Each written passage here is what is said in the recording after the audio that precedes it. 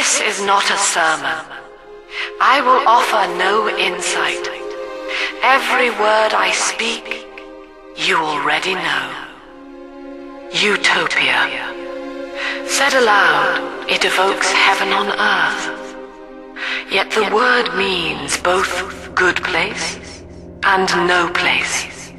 An ideal, unreachable. Even in the naming of it, we refuse to believe. And yet, we will forever seek utopia, driven always to want more, no matter how much we have. It is among the grandest of human ironies that our very drive to find utopia has kept us from abiding there. Ryan's moral impulse was sound. He observed the world and asserted, simply, we can do better. But utopia cannot precede the utopian. It will exist the moment we are fit to occupy it. Not a place, but a people. Look around, my friends. Rapture is a mass grave. Here lies the holy self. A budding Mozart rots beside a girl who might have surpassed Einstein.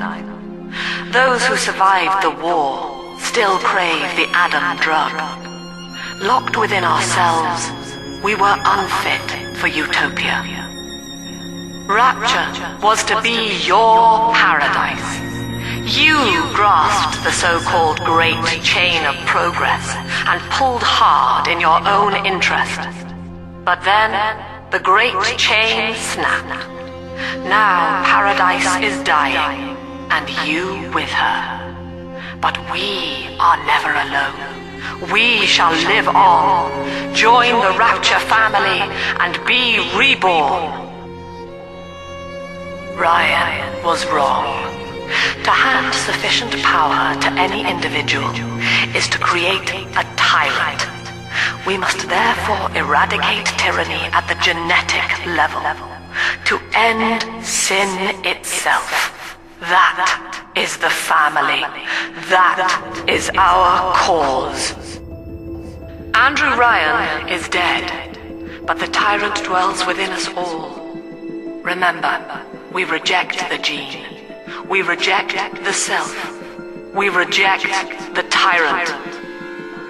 Rapture was a city founded to exalt the self, a society of I. This is a contradiction in terms. The individual naturally subverts the collective, resulting in chaos. And so, Rapture failed. Ryan saw the individual as a hero, a noble survivor. And Rapture was his paradise, a shrine to the supremacy of the self. The result? Slavery, genocide, chaos. Now that the tyrant is dead, we are a true collective, a single family. The human animal, like the gene, serves only the self. We are born believing that the world turns for us alone, and we die in the futile attempt to make it so. I've treated them all, from career prostitutes to titans of industry. The only constant is dissatisfaction. To the individual, his or her own instincts appear divinely ordained. But our drives are the product of evolved self-worship and are, therefore, naturally corrupt. Alone, we are enslaved to our own perspectives. It is a kind of protagonist syndrome, of which we are all afflicted. The individual, with even the least malicious intent, is prone to self-bias, resulting in great agony for those she loves. It is only the collective will that allows us to transcend this inner tyrant. The tyrant looks upon the world, saying, all of this is mine, and by force or guile, he makes it so. To the tyrant, the whole of creation is held in the relative. Sun and moon revolve for him alone. For the tyrant, even justice is whimsy. He alone is fit to weigh, to measure, and to cut. The tyrant has no family, no friends, no country, only slaves chained in his wake. To his fellows, he asks, "Of what use are you to me?" Those who love him are his subjects, for the tyrant accepts only worship or fear. Think I will smile and act as such. Congratulations. You have just experienced the illusion of free will. Now think, I will never become angry again, and act as such. The illusion begins to break down. Your genes have no objection to an empty smile, but anger to the gene is part of the program. I submit the following conclusion. The gene is the enemy. Free will evolved, my friends. The illusion of control is a trick of the gene, vanishing in an instant the moment we are sufficiently tempted.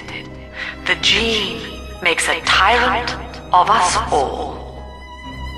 What is the soul? An ineffable spark of continuity, living within us, yet beyond us. Mortality, our eldest truth, and the soul, our eldest contradiction. I submit the following conclusion. The soul is not in us, but between us. What is good? Only one definition endures. Good is pleasure in the absence of suffering. What then is the greater good? To calculate pleasure or suffering in the majority, we must account for the dimension of time. Each act must be measured not merely within the moment, but against all causality. The greater good, therefore, equates to total pleasure over time. Each of us has a moral duty to increase the common joy and ease the common pain. Alone, we are nothing, mere engines of self-interest. Together, we are the family, and through unity, we transcend the self. My father was a physician. He raised me not to echo him, but to model the world as it ought to be. I was to teach a simple moral calculus. Each choice as though the world must bear it. Each life or death for the common good. He called it the triage imperative, and would laugh without smiling. Remember, you are not alone. Think of me not as leader, but as mother to the Rapture family. Sofia Lamb is at peace, tyrant. Accepting the sacrifice of this body was her first moral act. In her final thoughts, she will imagine you, wailing and gnashing as you fall into the dark.